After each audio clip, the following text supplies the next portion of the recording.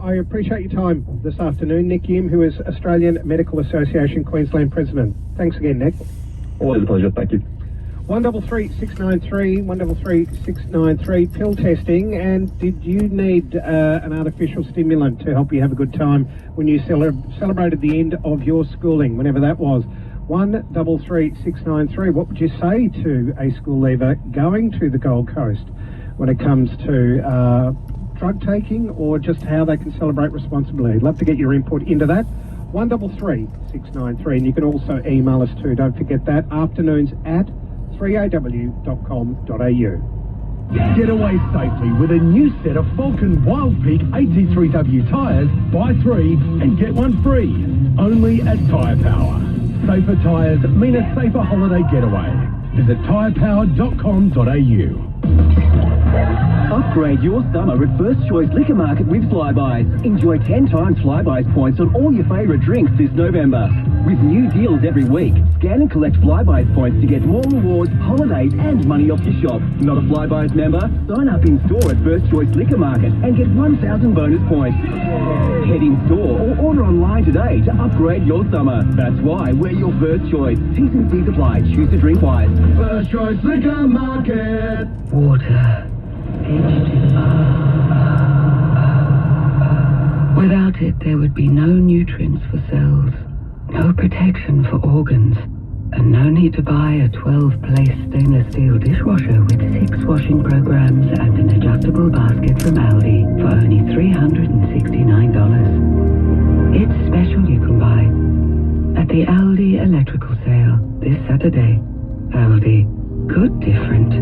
It's no secret the current cost of living situation is making the task of savings increasingly difficult for all Australians. Jess Irvine, CommBank's personal finance expert, is here to help you strengthen your savings muscle. At CommBank, we've been able to identify a number of data-backed ways to help you save. From changing the way you grocery shop to reviewing your utility bills, we've assembled a handy list of 17 quick-win money tips, which combined could save you up to $2,000. We know times are tight for many people right now, but there are savvy strategies which can help put more in your back pocket. To learn more about how CommBank can help you strengthen your savings muscle, visit honey.9.com.au/CommBank.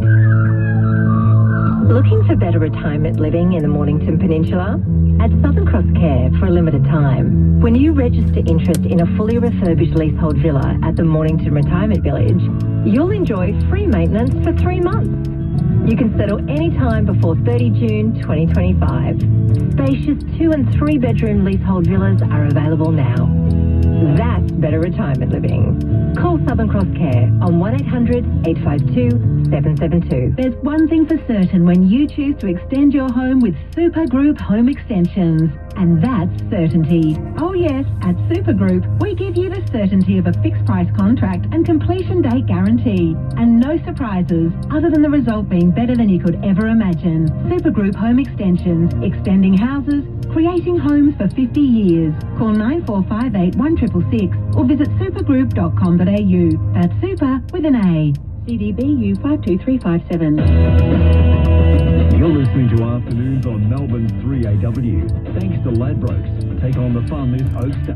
Chances are markets like certainty. We now know who's going to be the president of the US for the next 4 years. Just how concerned are you about Donald Trump's plans to ramp up tariffs and risk a global trade war, which would hurt Australia, of course? There are a couple of policy areas that Trump has mentioned that could be negative for the global economy and certainly for Australia, particularly around tariffs. So we'll have to see whether or not he actually goes through with that. If he does, I think that could be a bit negative for us. Wouldn't want to see a trade war with China. Those are the 2 biggest economies in the world, and I think no one wins in the trade war. How concerned are you, though, about Australia getting caught in the middle of a trade war between the US and China, given that the US is our main ally and China's our major trading partner?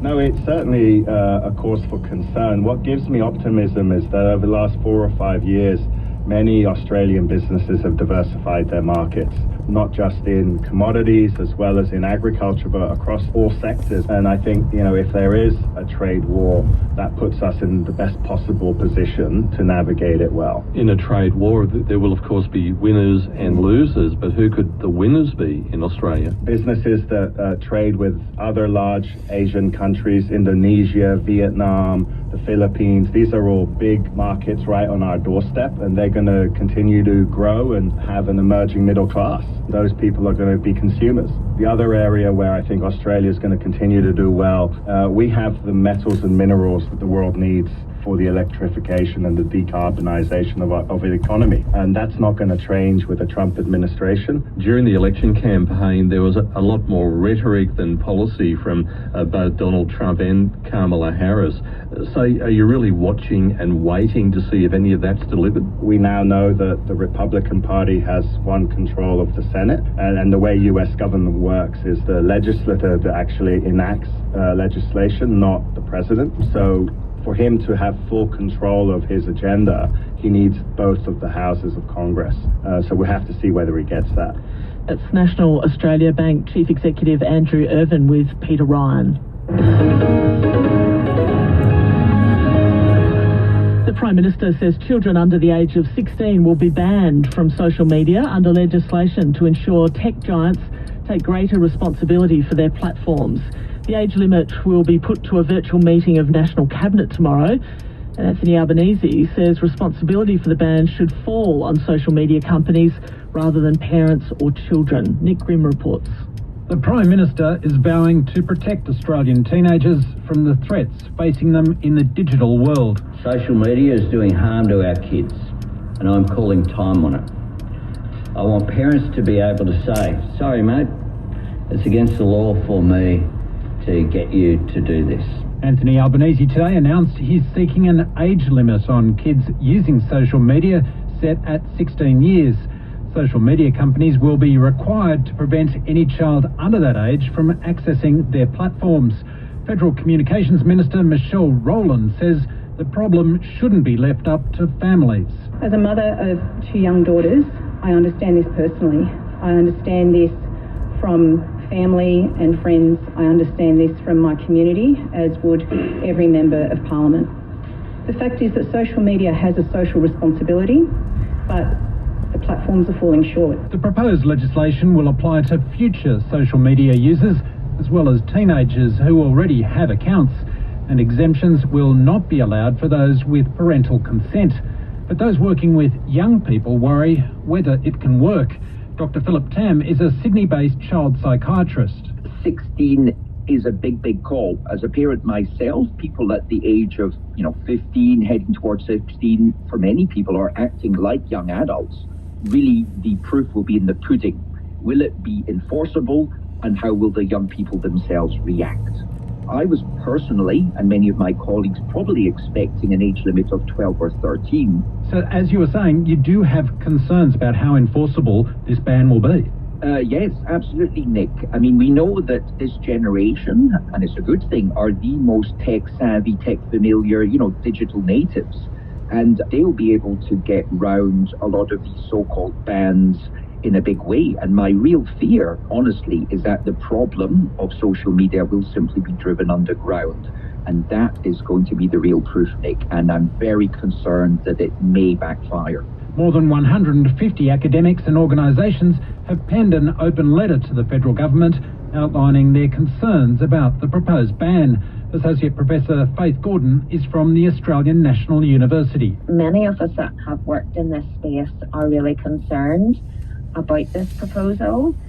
It may well put pressure in family households in trying to navigate and restrict young people from platforms that they've been enjoying for a lot of their teenage years already. Parents and carers are going to have to navigate tricky terrain in trying to restrict kids from these platforms, and implementing it effectively remains a huge challenge. It also may create more risks for children who may still be able to access the platforms, and it actually would disincentivise the platforms from making their child safety features stronger and more effective.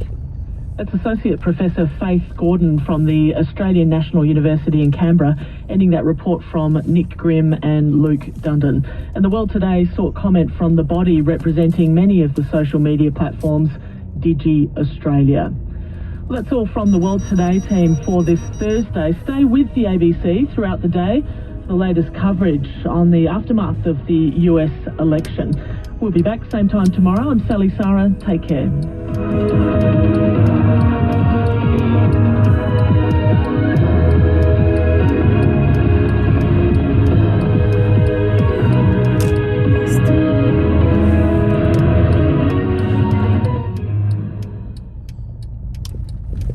An Aussie cultural phenomenon is 50 years old. Can you believe it? Look, I've got to get home to watch Countdown. Ahead of the TV event, join me, James Valentine, to look back at the top 20 greatest moments on Countdown, with interviews, music and chaos from the archives. Countdown 50 years on, the radio special. Do yourself a favour, go out and listen to this. Saturday from 6 p.m. on 774 ABC Radio Melbourne.